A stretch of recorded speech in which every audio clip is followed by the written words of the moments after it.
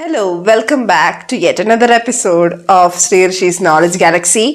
ഇന്ന് നമ്മൾ എന്താണ് ഇവിടെ സംസാരിക്കാൻ പോകുന്നതെന്ന് വെച്ചാൽ today we are going to deal with mental burn out. എന്താണ് മെന്റൽ ബേൺ ഔട്ട്? നിങ്ങൾ ഒരുപാട് കാര്യങ്ങൾ ചിന്തിച്ച് കൂട്ടുന്ന വ്യക്തിയാണെങ്കിൽ, നിങ്ങളൊരു ഓവർ തിങ്കർ ആണ് എന്നുണ്ടെങ്കിൽ, നിങ്ങളെ അത് ടയർ ചെയ്യുന്നു, നിങ്ങളെ അത് ഒരുപാടധികം ക്ഷീണിതനാക്കുന്നു അല്ലെങ്കിൽ ക്ഷീണിതയാക്കുന്നു എന്നുണ്ടെങ്കിൽ, ആ ഒരു ഫിനോമിനൻ നിങ്ങൾ ആ ഒരു ചിന്തിച്ച് കഴിയുന്ന ആ ഒരു ടൈം പീരീഡ് കഴിയുമ്പോൾ നിങ്ങൾ ടേൺ ഓഫ് ആവാനായി ശ്രമിക്കുന്നു, അല്ലെങ്കിൽ നിങ്ങൾക്ക് ടേൺ ഓഫ് ആവാനാണ് ഇൻക്ലിനേഷൻ എന്നുണ്ടെങ്കിൽ ഈ വീഡിയോ നിങ്ങൾക്ക് വേണ്ടിയുള്ളതാണ്. സോ ഈ വീഡിയോ മിസ് ചെയ്യാതെ മുഴുവൻ കാണുക. നിങ്ങളൊരു മെന്റൽ ബേൺ ഔട്ടിലോട്ട് പോയിക്കൊണ്ടിരിക്കുകയാണ്, അല്ലെങ്കിൽ നിങ്ങളൊരു മെന്റൽ ബേൺ ഔട്ടിലൂടെ പോയിക്കൊണ്ടിരിക്കുന്ന ഒരു വ്യക്തിയാണെങ്കിൽ അത് എങ്ങനെ തിരിച്ചറിയാമെന്നാണ് നമ്മൾ ഇപ്പോൾ സംസാരിക്കാൻ പോകുന്നത്. ആദ്യത്തെ ഒരു മെന്റൽ ബേൺ ഔട്ടിന്റെ ആദ്യത്തെ ഒരു സിംറ്റം എന്ന് പറയുന്നത്, നിങ്ങൾക്ക് ഒരുപാട് തലവേദന ഉണ്ടാവുന്ന വ്യക്തിയാണെന്നുണ്ടെങ്കിൽ, നിങ്ങൾക്ക് കാര്യമില്ലാതെ മൈഗ്രെയിൻ അഥവാ സൈനസൈറ്റിസ് അങ്ങനെയുള്ള പ്രശ്നങ്ങളല്ലാതെ തലവേദന വരുന്നുണ്ട് എന്നുണ്ടെങ്കിൽ, അത് മാത്രമല്ല നിങ്ങൾക്ക് എല്ലാ കാര്യങ്ങളോടും ഒരു ഡിസ്ഇൻട്രസ്റ്റ് ഫീൽ ചെയ്യാണ്, അതുപോലെ നിങ്ങൾ നേരത്തെ എൻജോയ് ചെയ്തുകൊണ്ടിരുന്ന കാര്യങ്ങളോട് ഡിസ്ഇൻട്രസ്റ്റ് ഫീൽ ചെയ്യാണ്, എല്ലാത്തിനോടും ഒരു അവജ്ഞത, കോൾഡ്നെസ്, അപ്പാത്തി തോന്നുവാണെന്നുണ്ടെങ്കിൽ ഓക്കെ, നിങ്ങളൊരു മെന്റൽ ബേൺ ഔട്ടിന്റെ വേർജിലാവാൻ ചാൻസ് ഉണ്ട്. ഇതിനുശേഷം ഒരു പ്രൊലോങ്ഡ് പീരീഡ് സ്ട്രെസ് അനുഭവിച്ചതിന് ശേഷമാണ് നിങ്ങൾക്കിത് സംഭവിക്കുന്നത് എന്നുണ്ടെങ്കിൽ, അപ്പോൾ നമുക്ക് ഉറപ്പിക്കാൻ കഴിയും അതെ, നിങ്ങളൊരു മെന്റൽ ബേൺ ഔട്ടിലാണ്. നിങ്ങൾക്ക് കാര്യങ്ങൾ ഡീൽ ചെയ്യാനുള്ള ഒരു മടി, അല്ലെങ്കിൽ നിങ്ങൾക്കൊരു ഒരു സിറ്റുവേഷൻ വരുമ്പോൾ അതിനെ ഡീല് ചെയ്യാതിരിക്കുക, lack of concentration, lack of focus. നിങ്ങൾ ചെയ്തുകൊണ്ടിരിക്കുന്ന ജോലിയിൽ നിങ്ങൾക്ക് ഫോക്കസ് ചെയ്യാൻ പറ്റുന്നില്ല, കോൺസെൻട്രേഷൻ കിട്ടുന്നില്ല, നിങ്ങളുടെ പണികളൊന്നും നേരെ നടക്കുന്നില്ല എന്നുണ്ടെങ്കിൽ you might be in the verge of a huge mental break down, അല്ലെങ്കിൽ ഒരു മെന്റൽ ബേൺ ഔട്ട്. കാരണം നിങ്ങൾക്ക് ഇനി നിങ്ങൾ എന്താണോ അനുഭവിച്ചുകൊണ്ടിരുന്നത് അതിൻ്റെ ആ ഒരു പ്രൊലോങ്ഡ് പീരിയഡ് ഓഫ് ടൈം കാരണം ഇനി നിങ്ങൾക്കത് കണ്ടിന്യൂ ചെയ്യാൻ കഴിയില്ല, നിങ്ങളുടെ മൈൻഡിന് ആ സ്ട്രെസ് ഇനി എടുക്കാൻ കഴിയില്ല എന്നാണ് ഇതിൻ്റെ അർത്ഥം.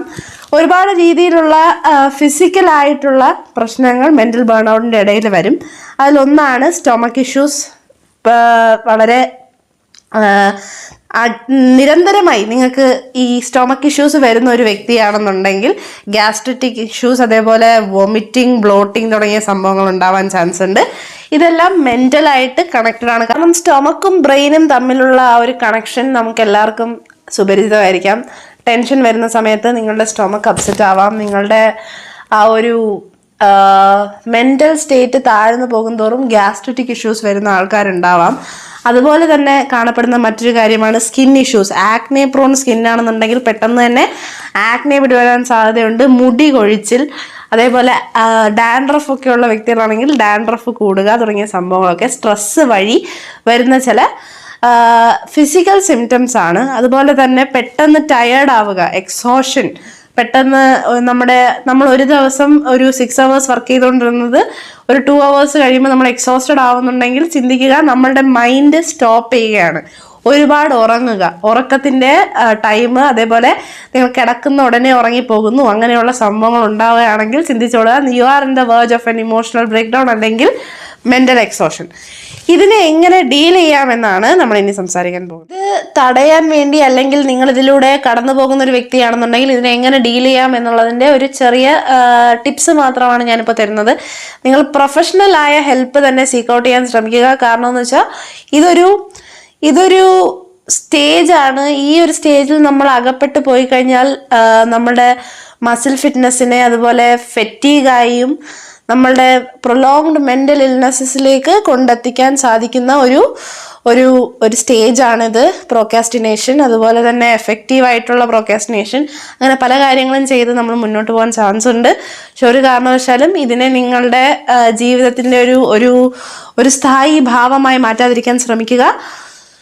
അതുകൊണ്ട് തന്നെ നമ്മളിതിൻ്റെ സ്റ്റെപ്സ് നോക്കുമ്പോൾ എന്തൊക്കെയാണ് എന്ന് നമുക്ക് നോക്കാം. ആദ്യം തന്നെ ഒരു നല്ല റൊട്ടീനിലേക്ക്, അല്ലെങ്കിൽ ഒരു സെൽഫ് ലവ്, സെൽഫ് കെയർ എന്നുള്ള ഒരു മോട്ടോയിലേക്ക് കടക്കുക. അതിനുശേഷം നിങ്ങൾ എന്ത് ഗോളിന് വേണ്ടിയാണോ വർക്ക് ചെയ്യുന്നത് അതിന് വേണ്ടിയിട്ട് പരിശ്രമിക്കുന്ന ഒരു രീതിയിലേക്ക്, നിങ്ങൾക്ക് നിങ്ങളെ ഇഷ്ടമാണ്, ഈ ഒരു മെൻ്റൽ ബ്രേക്ക് ഡൗൺ അല്ലെങ്കിൽ ഇമോഷണൽ ബേൺ ഔട്ടിൽ നിന്ന് നിങ്ങൾ പുറത്ത് കിടക്കേണ്ടത് നിങ്ങളുടെ ആവശ്യമാണ് എന്ന് ആദ്യം തിരിച്ചറിയുക. ഞാൻ ഈ ഒരു സ്റ്റേറ്റിലാണ് എന്നുള്ളത് അക്സെപ്റ്റ് ചെയ്യുക.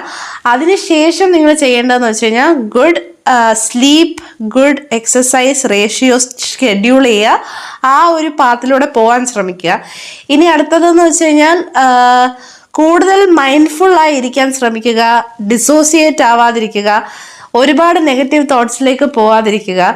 ഒരുപാടൊന്നും ഫീൽ ചെയ്യുന്നില്ല എന്ന് തോന്നുന്ന സമയത്ത് ചിരിക്കാൻ ശ്രമിക്കുക. Smile is A very good medicine for this. പിന്നെ നിങ്ങൾ മനസ്സിലാക്കേണ്ട, നിങ്ങളുടെ ലൈഫിൽ നിങ്ങളെ മോട്ടിവേറ്റ് ചെയ്യുന്ന പോസിറ്റീവ് ആസ്പെക്ട്സിനെ ഇല്യൂമിനേറ്റ് ചെയ്യാൻ നോക്കുക, ഹൈലൈറ്റ് ചെയ്യുക. ഇങ്ങനെയൊക്കെ ചെയ്യുന്നതിലൂടെ ബേസിക് ആയിട്ടുള്ള ഫസ്റ്റ് എയ്ഡ് ആണ് നിങ്ങൾക്ക് തന്നെ കൊടുക്കുന്നത്. ഇതിൻ്റെ ട്രീറ്റ്മെൻ്റ് ആയിട്ട് നിങ്ങൾക്ക് ചെയ്യാൻ പറ്റുന്നതെന്ന് വെച്ച് കഴിഞ്ഞാൽ പ്ലീസ് സീക്ക് പ്രൊഫഷണൽ ഹെൽപ്പ്. വളരെ പ്രാക്ടീഷൻഡ് ആയിട്ടുള്ള ഒരു സൈക്കോളജിസ്റ്റിനെ, തെറാപ്പിസ്റ്റിനെ പോയി കാണുക. അവരുടെ അഡ്വൈസ് എടുക്കുക. കാരണം mental break downs can be a lethal stage where you can be stuck in for a very long time. We don't need that. We want healthy individuals in our world, right? So next video ആയിട്ട് വീണ്ടും കാണുന്നവരെ bye bye.